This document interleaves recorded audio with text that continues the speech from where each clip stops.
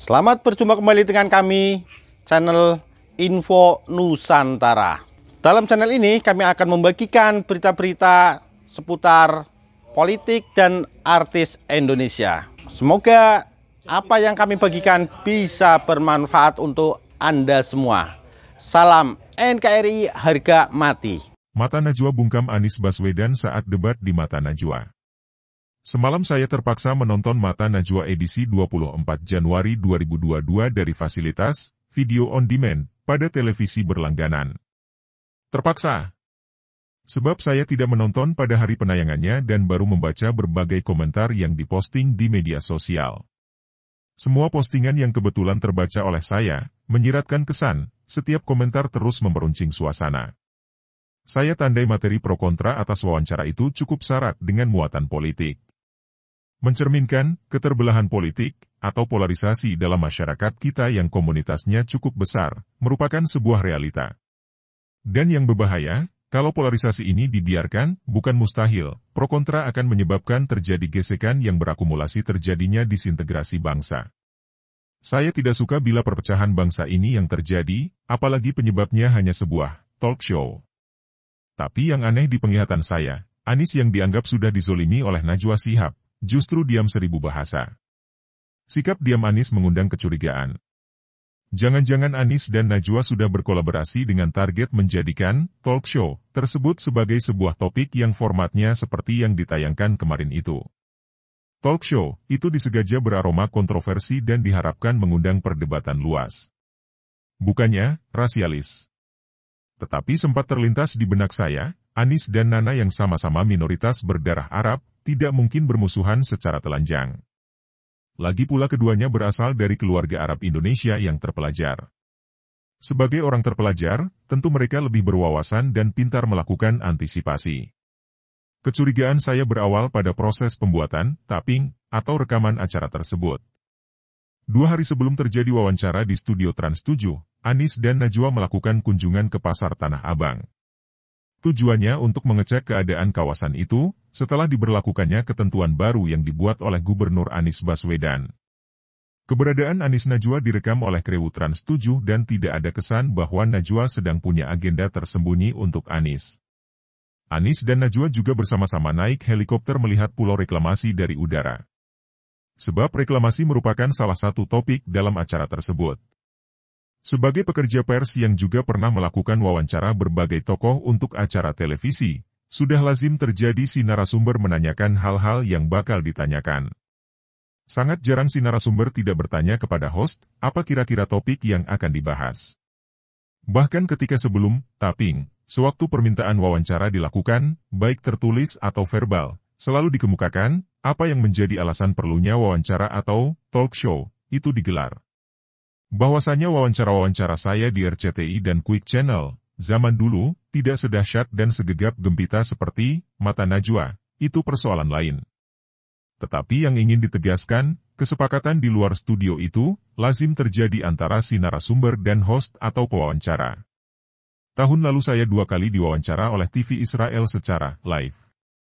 Sebelum saya menyanggupi, petugas yang menghubungi baik dari Tel Aviv maupun dari studio di Los Angeles, terlebih dahulu memberitahu pertanyaan apa yang akan ditanyakan oleh presenter. Sehingga saya punya persiapan.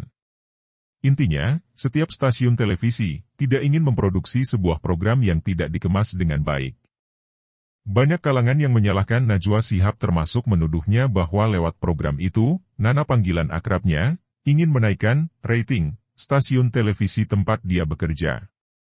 Menyalahkan Nana seperti itu tidak salah.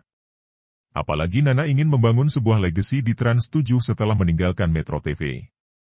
Tetapi memvonisnya hanya karena emosi, jelas tidak adil dan tidak pada tempatnya pula. Sebab setiap host sebuah program di televisi, pasti akan mengejar rating. Dan sikap itu bukan sebuah dosa. Melainkan sebuah kewajiban profesional. Yang perlu disesali, para penghujat atau pengkritik Nana, tidak memperhatikan semua potongan video yang mendahului tanya jawab dengan Anies. Padahal potongan video tersebut penting. Sebab dengan menayangkan kembali sebuah rekaman, fakta sebelum mengajukan pertanyaan, Nana secara profesional menunjukkan bahwa dia mempersiapkan diri sebaik mungkin. Dan semua persiapan di belakang layar itu, tidak semuanya dikerjakan oleh Nana. Dia tidak sendirian. Di balik layar, ada sebuah tim yang terdiri dari banyak kepala. Tentu saja semua keputusan berada di pihak Nana, mana yang pantas ditayangkan dan pada menit keberapa video itu ditayangkan. Tetapi pekerjaan memproduksi episode Mata Najwa kemarin merupakan hasil kolaborasi dari sebuah tim besar. Sangat mungkin terjadi, preview episode itu sudah diberikan oleh Nana kepada Anis. Sebab saya perhatikan, ketika akan membahas soal reklamasi, foto Menteri Agraria, Pertanahan Sofyan Djalil, sempat dimunculkan. Tapi wawancaranya tidak ditayangkan.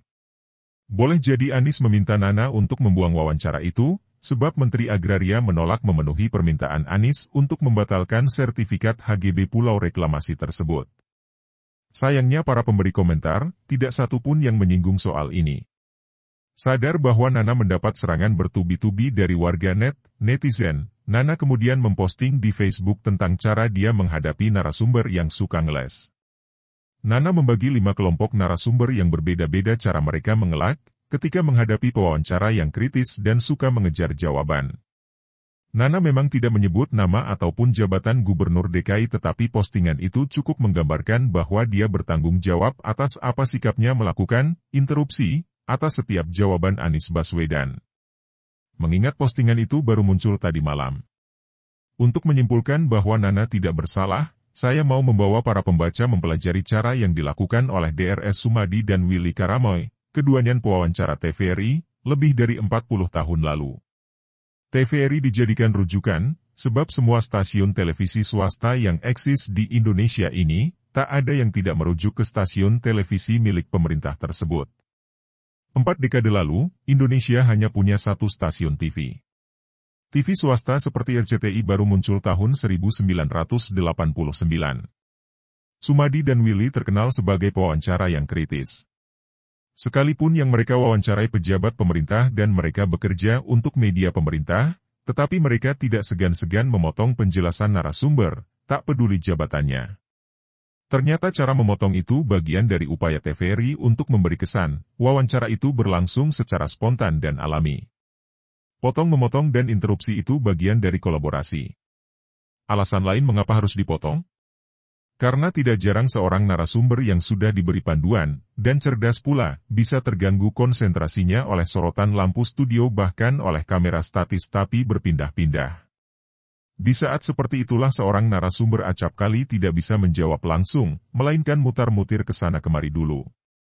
Seolah-olah lupa atau kehilangan orientasi. Nah, narasumber seperti ini harus ditolong.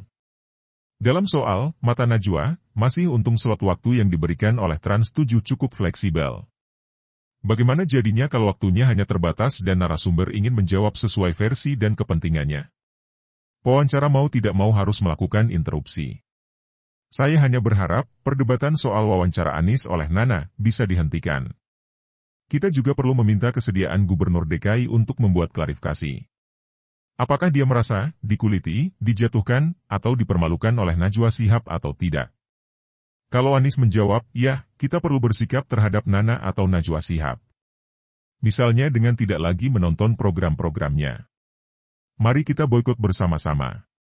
Tapi kalau Gubernur DKI terus bungkam, maka kita juga wajib menghentikan perdebatan ini, sebab Gubernur pun tidak mau memperpanjangkan perdebatan. Persatuan dan kesatuan bangsa jauh lebih penting dan di atas segala-galanya. Gubernur sebagai pimpinan ibu kota negara dan Jakarta sebagai barometer perlu membuktikannya.